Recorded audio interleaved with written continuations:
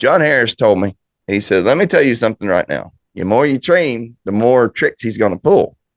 And Yeah. when he said that, it was just, you know what, John, I cannot agree more with you. Yeah. It was just one of them moments you knew you were talking to a dog. Yeah. Yeah. They don't nothing to a pup. A pup no more good than striking that's been treed a good bit because he's gonna pull every trick in the book. And if that pup can figure it out, you got something. He's making it. He's on his way. That's exactly right. And I appreciate John for talking to me about that. And it's something that I've definitely lived by. I mean, he's 100% Yeah. right on the money with that. Now, there was another question that got asked, and this is a hard one. To me, it's a really hard one because some dogs you cannot break of it. Right. They said they got a young dog that's chewing. Mm. Yeah. So, your opinions on chewing? Chewing, that is a hard one. They're hard. A dog is hard to break from chewing. I have used some stuff. I mean, I've heard some old timers say, and it does work. Some old timers say, get you some peppermint oil and rub on the tree, and when they bite it, they don't like it, and it'll break them. And I've tried it a time or two, and it's worked. It's worked on some it ain't, some it has.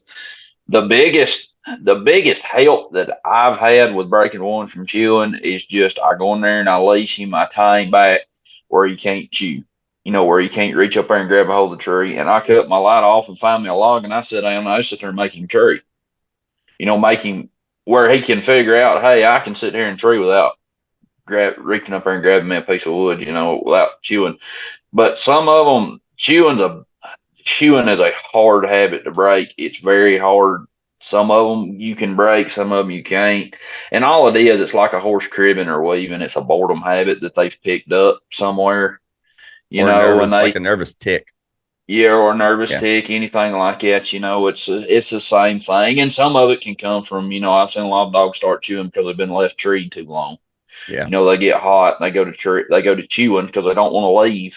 So Yeah. they go to chewing a little bit and then they pick up the habit and then it's a never ending process once they pick it up. Chewing's a hard habit to break. Another thing about chewing is you really got to start checking their guts. Mm-hmm. You really got to get them in for vet checks because, man, they'll swallow some bark, and if it ever gets in that intestinal, it can be big, big, big issues. Yeah. So, I mean, Yeah. that's Chewing's a something. That's something. Yeah, chewing's a big, big problem. I mean, I would agree with you, Tanner. That'd be about the only way to really fix it. I mean, chewing's not something I've ran into a whole lot. It's just I think of our line of dogs, we yeah. haven't ran into it. Yeah. And maybe our style of training. I believe in getting to my dog within the quickest time I can. A lot of people say, "Oh, let him stay Yeah. there and treat." Well, let me tell you something. If he's going to treat, he's going to do it again. He'll do it again, and he's going to do it again. You know, Well, right here's a prime example of that. You don't never know when you're in the woods. You don't know. That's just like last night we were hunting. My fancy female goes in there. She comes to treat on the creek bank. I think it's going to be pretty easy to get to her. I walk straight down the creek to her. I get to her. She's treed up on a bank and she's 8 foot above my head. And the bank's straight up and I can't climb up there to her. right? So I have to walk down the creek, cross the creek, come up the other side, come in behind her. And when I come in behind her, it ain't nothing but briars and thick stuff 7 foot tall. And it took me 20 minutes to take a dog after I done got to the tree now. It took me 20 minutes to take a dog leash and a stick to beat my way into her. Yeah, So I yeah, mean, as far as I'll let them sit there and tree for 10 or 15 minutes, and then you walk. It takes you 5 or 10 minutes to get there, and then it takes you 20 minutes to beat your way in there to them. Next thing you know, that dog's been treed for an hour, hour and a half. that's right. And so I mean, it's a catch-22 situation really because you could something like that. But I mean, when you get in a hunt, a dog gets split and gets treed, and the way the time's rolling, it takes a dog might have to stay treed for a while. So I don't know. When I'm pleasure hunting, though, I try to get to one as quick as I can. Yeah, 100%. I mean, especially in the competition hunts. I mean, you're going to have a dog that'll stay. I mean, Oh yeah, one, they got to stay hooked. yeah, they got to stay, but I try not to put a whole lot of pressure on them. I give my dogs about a minute and a half, let them settle in. Once I see they're settled in, because I mean, with Ched, I don't want to talk about a whole lot about him, but I'll talk about his training him. That was Mm-hmm. one thing I learned with him was patience. That is one dog when he falls treed, you will think he's going to do it 30 times before he does it. You were there one night, you you Oh were yeah. like, shed a tree. And I'm like, oh no. Oh yeah, that sucker, he'll trick you. He is a booger. I mean, you got to know him like the back of your hand. And that kind of feeds back into what we started with, listening to your hounds. If you don't know this dog, you cannot call him. And Tanner Mooney I promise you, will back me on that. He's a hard one to call. That is for sure. I'd be done minus out. Yeah. I mean, because he comes on it so hard and you think he's going to, but he's got like a triple chop. Yeah. And if he ever throws that triple chop, I told you, I said, don't do it. It's his warning sign, that triple chop. Yeah. And so they all have little quirks that you can listen to. And you learn that dog good enough, next thing you know, people be treeing off your dog's locate and your dog will move over. Yeah. Because your dog's blowing up, and all they're doing is tapping a tree and tapping a tree and tapping a tree. And some of them are doing it because they're smart, because they do not want to tree with other dogs. Yeah, that's right. They're trying to set a dog up. Yeah. A good dog will set a good dog up. I'm telling you, I've seen it. I have too. I have, and I've been schooled by good dogs. Yeah, I've been in the driver's seat and beat dogs that way, and I've been in the loser seat and I've been beat that way too. So yes, sir. I think I've been beat like that more. I have, for sure. For 100%, sure. 100%. So I had another question come up. They asked me, how do we address tree jacking? Well, the one way I do it is when I'm walking to my puppy, and this is from the time I start them all the way to even when they're finished, I still do it. Folks, when you're going to your dogs, go to your dogs and get your leash on your dog and tie that puppy up. Please do it. It'll stop these tree jacking idiots. I'm telling you. And people say, oh, well, you're just, oh, well, nothing. When you tie them back and all that excitement's going on with all those other people there, it makes a difference. Go in there, tie your dog back. I promise you it'll help you. Tanner Mooney, what's your spin on it? Yeah, for sure. Get there and get him tied back. Because I'm telling you, I have seen more dogs fights started by tree jacking dogs falling on a dog. And it's not because the dog's ill. It's not because the dog's ill. If me and you was standing here and I jumped up on the wall and fell over you get up pretty pissed off too. I ain't gonna bite you. So I mean, you'd probably be pretty mad at me too. So I've seen more dog fights happen by dogs tree jacking than anything. My big deal, when I get in there, I like you say, get them dogs back, tie them back, keep them on the ground, keep them there. And another thing I do, what I try to do, you can't do it at every tree, but what I do is I try to get in there, and if there's a limb or something or a log or something on the ground that's low, that I can tie that dog down to where he can't jump, or if he tries to jump, it pulls him down, but he can still get his feet on the tree. That's what I try to do to keep him from jumping, to keep him down, keep him grounded and keep him locked in there and sitting there hammering. Yeah. Because tree jacking, guys, it starts fights. It starts fights. It's just that simple. If you have a tree jacker, tie that rascal back just as quick as you hear that rascal tree, get in there, tie him back. It's just that simple. Some dogs are just naturally tree jackers. I mean, and that's just the way it is. That's our honest opinion on it. I mean, now, have you broke any from doing it? I broke a few, not many. But I have broke a few from tree jacking, and it's really and truly not that hard to break. You break it just how you prevent it. Go in there and tie them back where they can't tree jack. Once they figure out every time you come in there, you're going to tie them back where they can't tree jack. A dog is a creature of habit, just like a human is. They're creatures of habits. Once they figure out every time you get in there, they can't jump, eventually they'll quit. Now, some of them won't. Some of them you can't break, just like chewing, but a lot of them you can. Yeah. Now, what age would you say? You know me, I start my puppies late. Right. Yeah, I start them late, and I like to start my pups around 12 months old. Now, what I mean by start, I put them in the woods, start pushing them. What a lot of people don't realize, I think that gets misstated or misread in a way, because I do take them to the woods, and I am hunting them. I'll start taking them to the woods about 6 months old. Yeah. And then from there, I just watch them. Whatever they want to do, I let them do. Like with your snap pup, you were telling me on the phone one day, you're like, man, he's wild as a roach. He says it's like wild. He said he run everything, but that's not necessarily a bad thing. That's No. pups showing he got a lot of smart, a lot of game. He's got a lot of Yeah. drive. Don't like you haven't gotten on to him real harsh for anything, and he doesn't really mess up that bad, does he? No.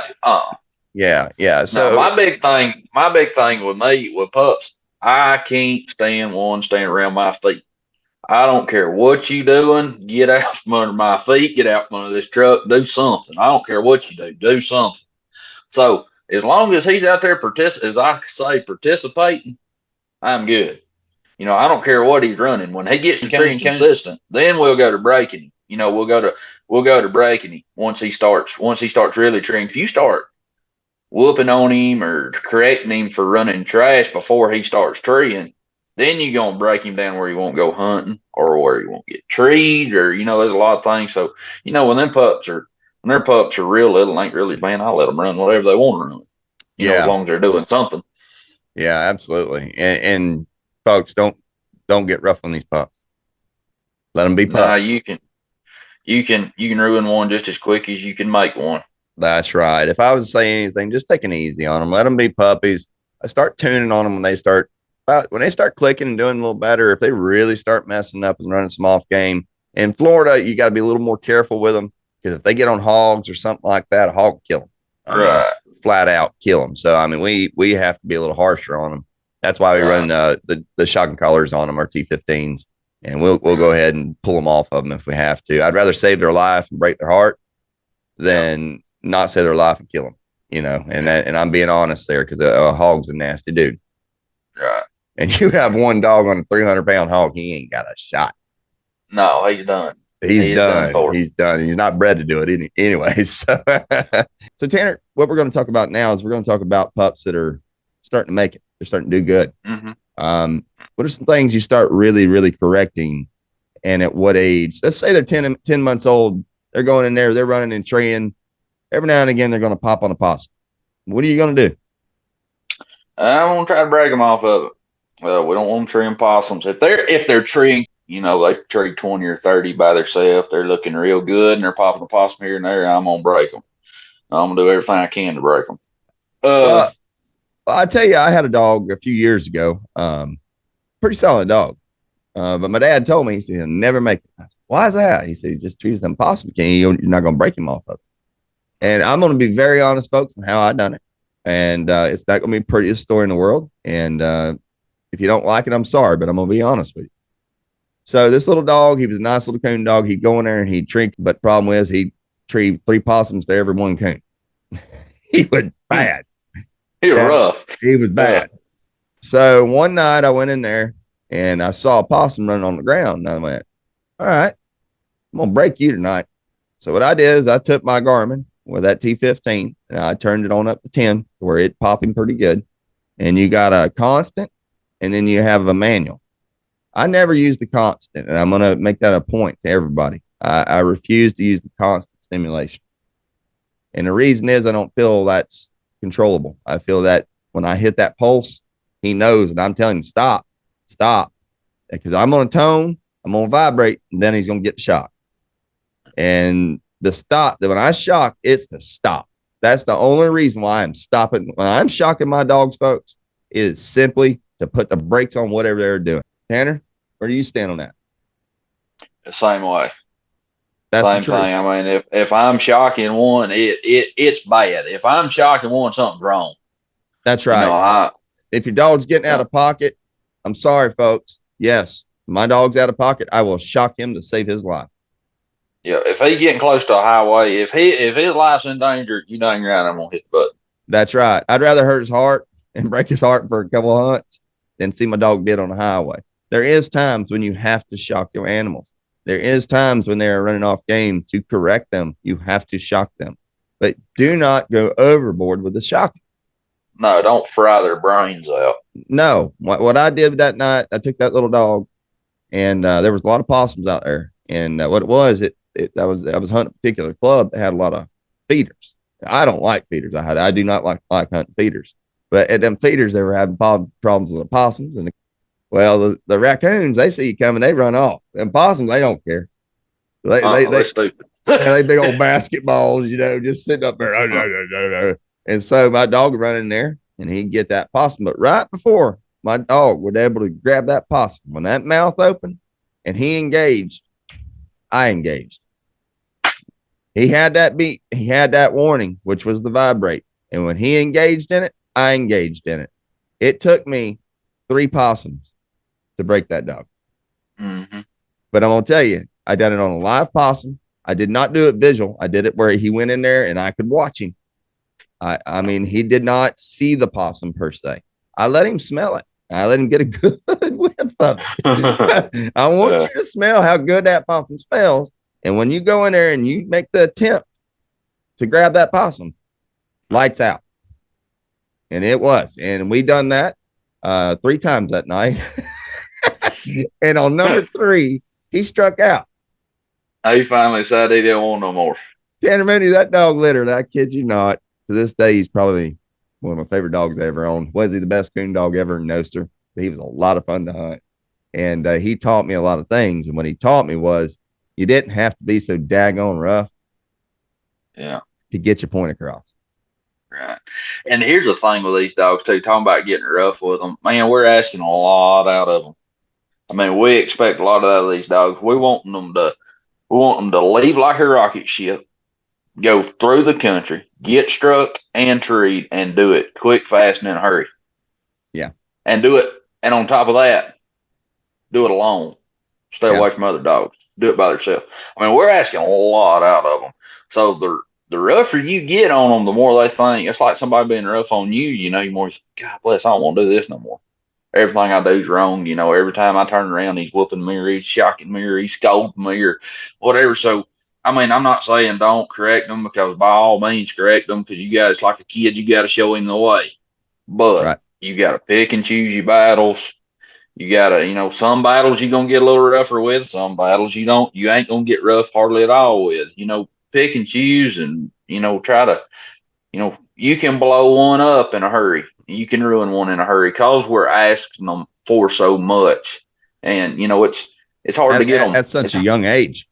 At such a young age. We're asking them for so much at such a young age. You know, you really got to watch what you're doing, because you can ruin one in a heartbeat. Absolutely. Absolutely.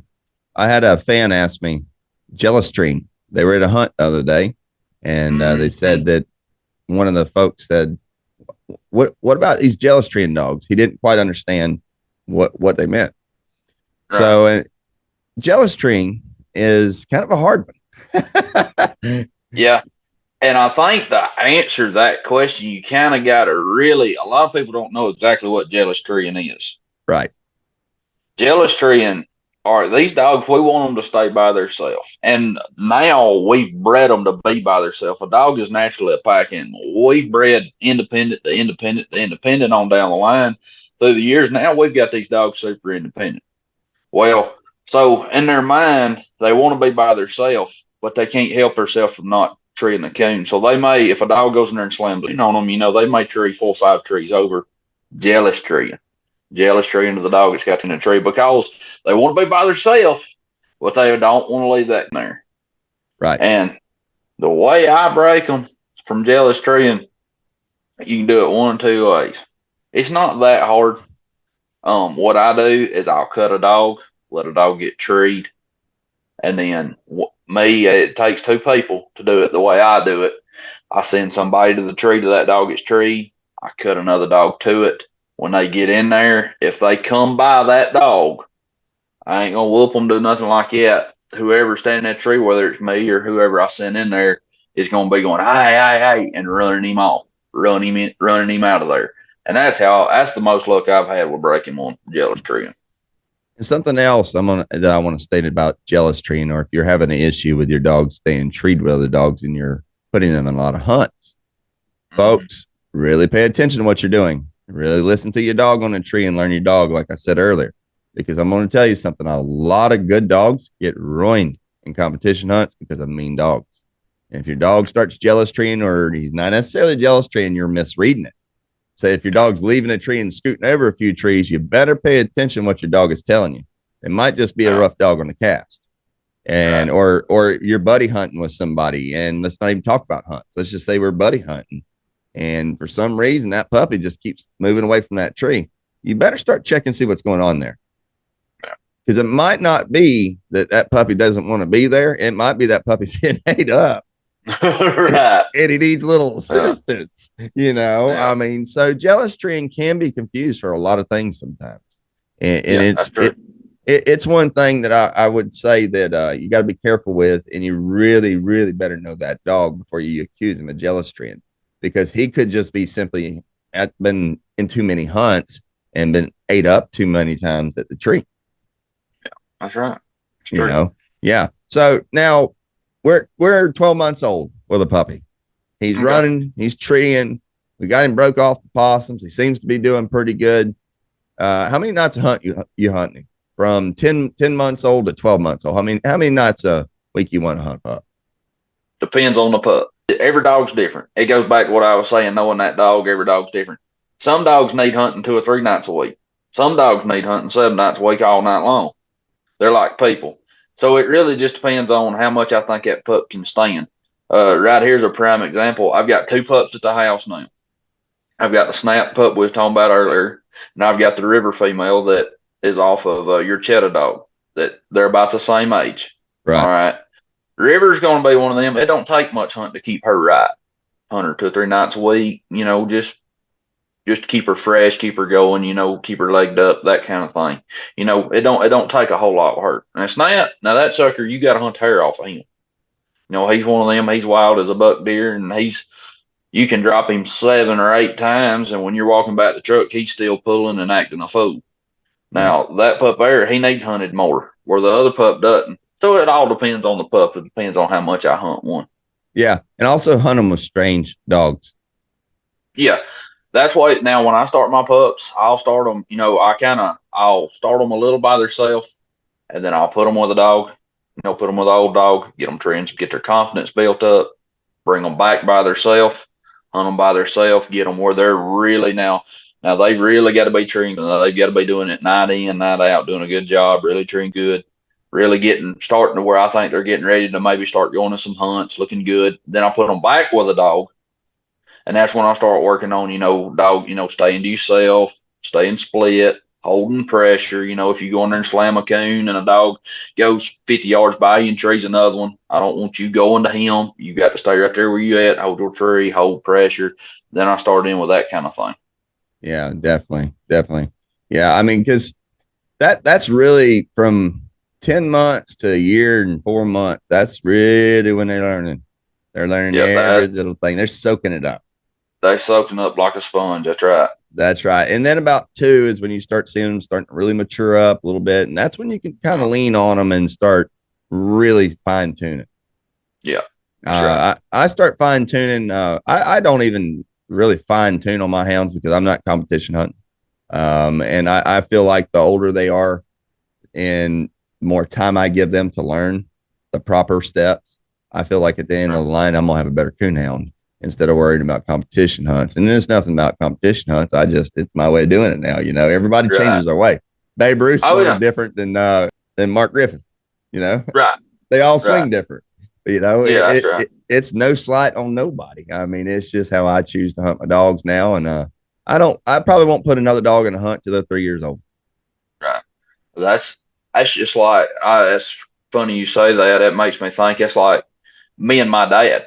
Now, me and my dad are as close as anybody gets. Me, me, my dad, we're as close as father and son can be. But when it comes to hunting, me and dad don't hunt together. Yeah. I mean, we may hunt a little bit, we'll go pleasure hunting every now and then together, and we'll hunt our dogs together and we'll have a good time. But as far as now, he hunts almost about as much as I do, but we don't hunt together because he trains a little different than I do. He sees things a little different than I do. I see things a little different than he does. It's not that either way is wrong. Me and him's both, got a good one at the end of our leash, or we feel like we do. We both can train one from start to finish and have a finished dog at the end of the process. But his process is just a little bit different than mine. Mine's a little different than his. Neither way is wrong. It's just a different process. Right. I had another question. Someone said, What do you do with a dog that won't leave your feet? I'm gonna be honest with you, folks. You cannot whoop hunt into a dog. Do you understand those words? I hope everyone hears me on that. You cannot whoop it into them. Spread into them. It's bred into them. Just like mouth is bred into them, accuracy is bred into them, independence is bred into them, hunt and drive is bred into them. You cannot make. Here's the way I look at it. I can't make a dog go hunting. I can't make a dog trick. I cannot. You can't do that. You cannot make a dog go hunting. You cannot make a dog trick. Now, if he'll go hunting and he'll trick, now I can fine tune him to how I want him. You can't make him go hunting, and you can't make him trick. I agree 100%. I agree 100% on that. You know, and it's training coonhounds is a lot of fun. It is a lot of fun. Yep. It's something that needs to be fun, and we're being serious about this because we want to explain in detail to you guys what we know and what we've come across. Do we know it all? I promise you, we don't even know a quarter of what we. No, not even close. Not even close. You know, but we're trying to give you pointers from what we know and what from our experiences. My dad, I feel like he's one of the greatest handlers to ever live. He's handled some fine ones, and what I've learned from him is process. And so I try to share that knowledge with my community as well. And this community is really growing, Tanner. I tell you, it's doing well. Our pro staff is taking off. Philip is doing well, you know, and I'm really excited. I want to give a shout out to Philip and those guys at Ringtails, Tall Tales. Man, that is a awesome company. If you guys need your hunting needs, please check out Ringtails, Tall Tales. They'll treat you right. Good of people as you'll ever be around. Great to do business with. Yeah, he's just a wonderful guy, man. Anything you need, you call him up, say, hey, Philip, you need that? I need this. Bam, he gets it to you, and he gets it to you as fast as he can. You know, and he's good people, man. It's just simply put. But getting back to hounds, let's talk about when you start competition hunting one. What age do you like really putting them in competition hunting?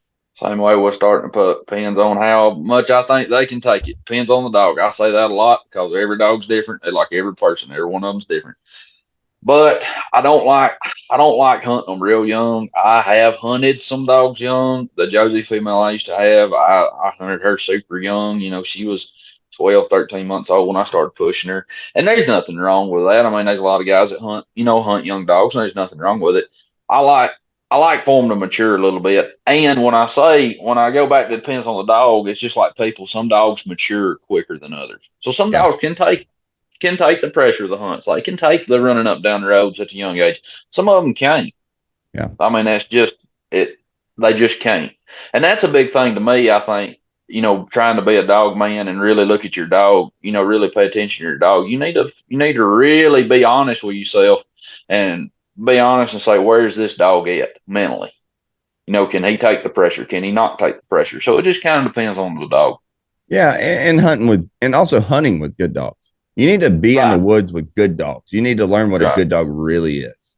And iron sharpens iron. That 100%. And you get in there with good dogs and you start learning the tendencies of a good hound.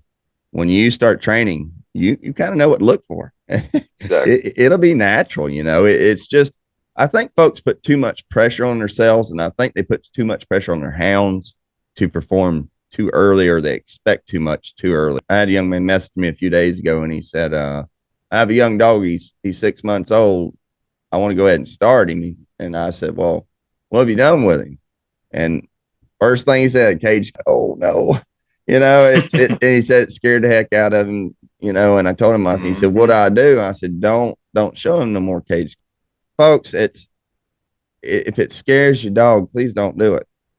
Please don't. You're ruining your dog. I'm telling you right now. So I think a lot of people, you know, just like what you said a while ago, we expect so much out of them at such a young age.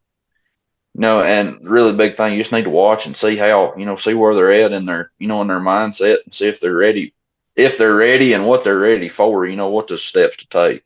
Yeah. Find you a good dog. Find someone around you.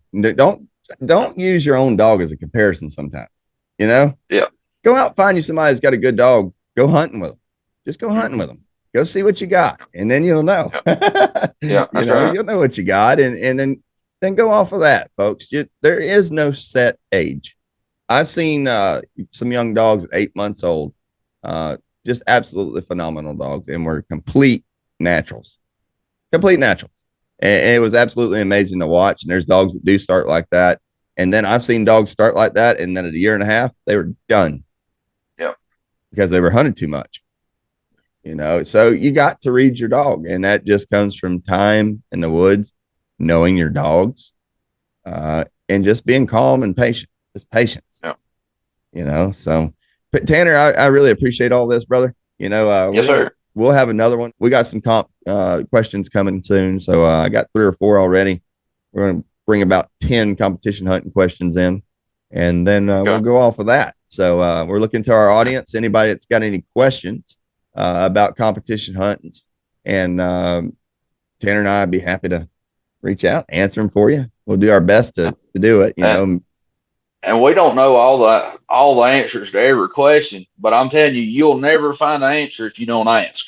Don't be afraid to ask. We'll help you. You know, we'll try to answer every question you guys send in. You know, send us some questions in. We'll try to answer them the best of our abilities. Don't be scared to ask. No, that's the only way you learn. Yeah, because if it wasn't for you guys, this never happened.